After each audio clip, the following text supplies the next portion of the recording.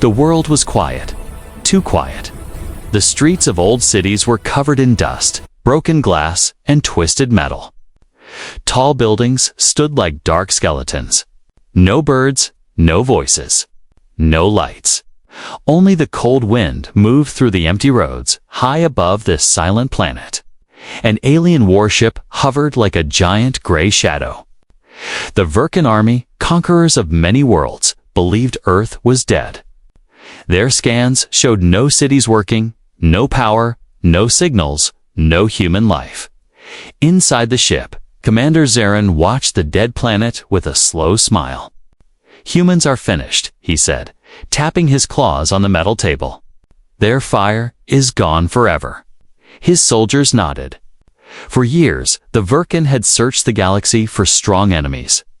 Humans once scared them, but now Earth looked weak. Broken, empty. The aliens felt safe, but they were wrong. Far below the abandoned surface, deep under rubble and ruined streets, a blinking red light glowed in the darkness. A small scanner beeped quietly. It was detecting movement, tiny heartbeats, human heartbeats, in a hidden underground bunker miles below the alien ship.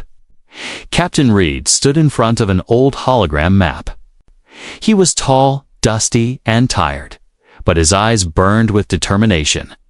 "They think we are gone," Reed said quietly, his voice hard as stone. "Good, let them think that." Around him, small groups of human survivors listened carefully. Some were soldiers. Some were engineers. Some were only teenagers who had grown up hiding from alien drones. But all of them shared one truth: they refused to die. Reed turned to his second in command, Mira, a quick and sharp-minded woman who had survived since the first attack. "What about the alien patrol schedule?" Reed asked. Mira checked her pad. "Same pattern. They scan cities at dawn and midnight. They don't know we are underground.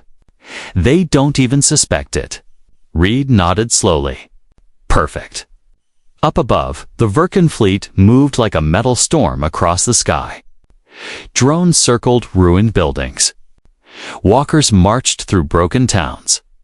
The aliens searched only for useful metals, machines, and fuel. To them, humans were only a dead memory. But inside one ruined tower, the aliens missed something. A small camera lens, covered in dust, moved silently. It watched them. It recorded them. It sent information back to the human bunker. Reed studied the screen. "Verkan numbers are rising," he said. "They are gathering more ships." "Why? What are they planning?" Myra's face tightened. "Maybe a full harvest. Maybe they want to take Earth's last resources." Reed looked at the dark map of Earth. If they succeed, Earth will truly die. Silence filled the bunker. Then the ground shook.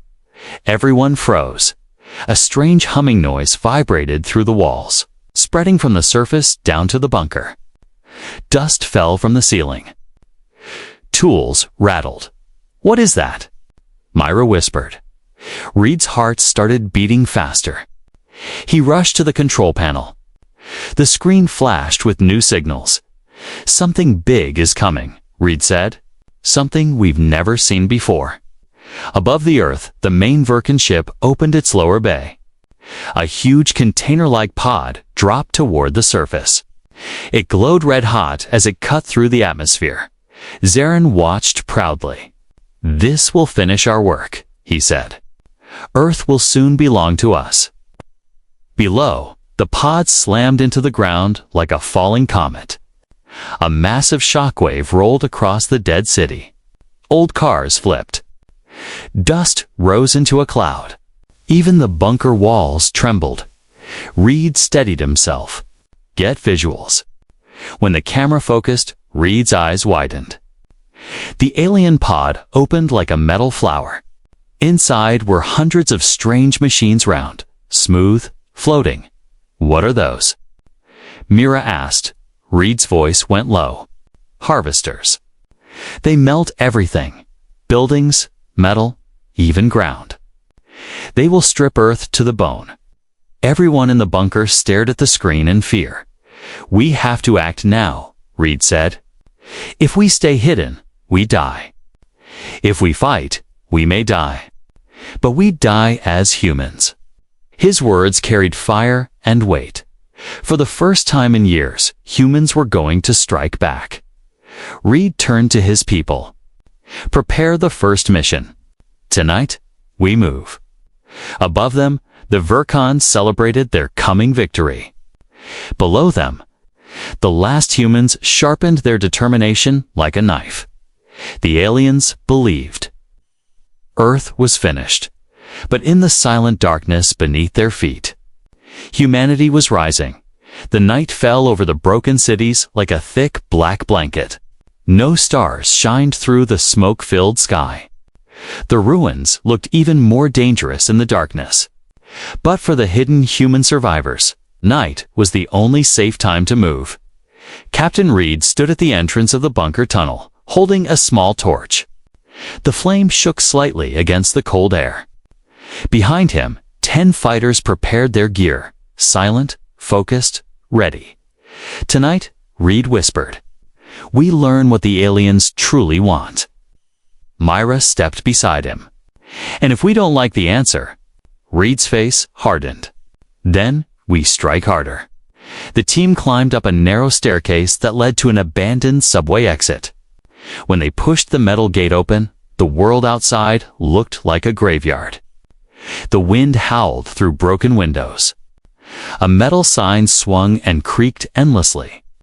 Every sound felt like a warning.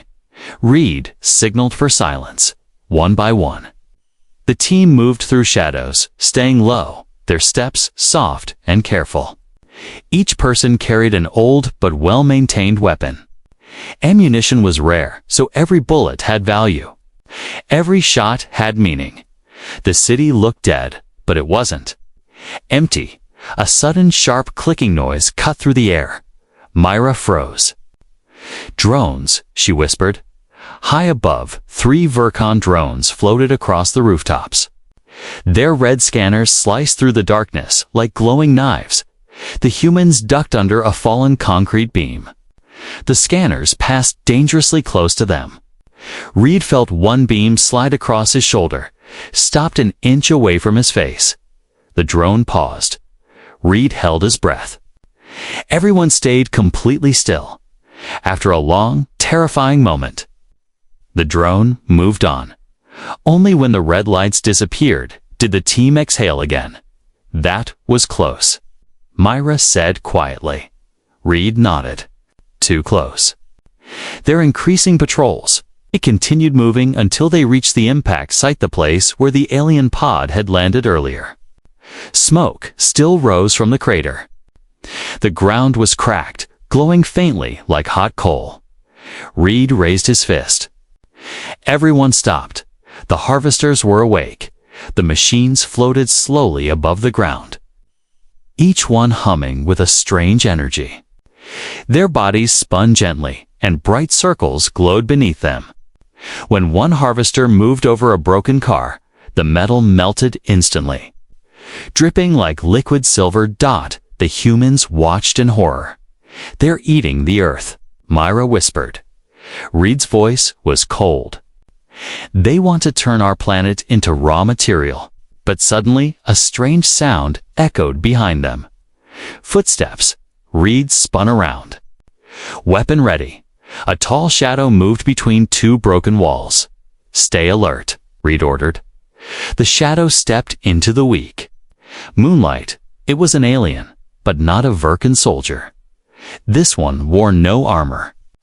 He was alone, limping, his hands raised in the air. His skin was pale blue with silver lines across his face, scars of punishment. Do not shoot, he said in a deep, shaky voice. I am not your enemy. Reed narrowed his eyes. Then, who are you? My name is Tirak, the alien said slowly. I warned them. I told them humans were not gone. They refused to listen. They punished me for speaking the truth. Mira stepped forward. Why are you here? Tirak pointed at the crater. Those machines. They are only the beginning.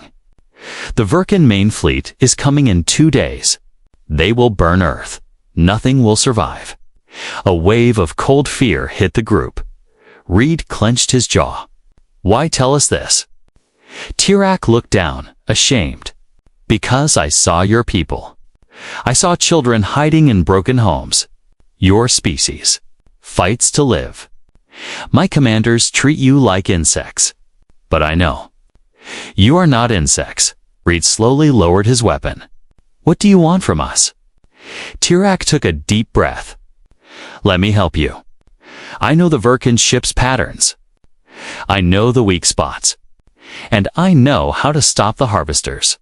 Why betray your own kind? Mira asked sharply. Tirak's voice dropped. Because my kind has lost honor. And because. He looked around, his eyes softening. Your species still has hope. Reed and Myra exchanged a long, heavy look. Trusting an alien was dangerous. It could be a trap. It could cost them everything. But doing nothing would mean certain death. Before Reed could decide, a loud alarm burst from one of the harvesters. A bright red light shot into the sky. Reed's blood froze. They detected us. The harvesters began moving faster, scanning the area.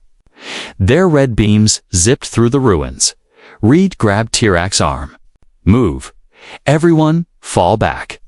The team ran through the broken streets as the machines chased them, melting stone and metal behind them. The ground shook. Fire burst from cracked pipes. Drones joined the hunt, their sirens screaming. Reed shouted, "Stay together. Don't stop." The humans dove into an old underground tunnel just as a harvester beam sliced the road above them in half. Dust filled the air. Myra gasped. They know we're alive now. Reed wiped the ash from his face. Good, he said with a cold smile. Let them know. Because soon. We're striking back, and for the first time in many years. The humans were not the ones running. They were preparing for war. Asterisk to be continue.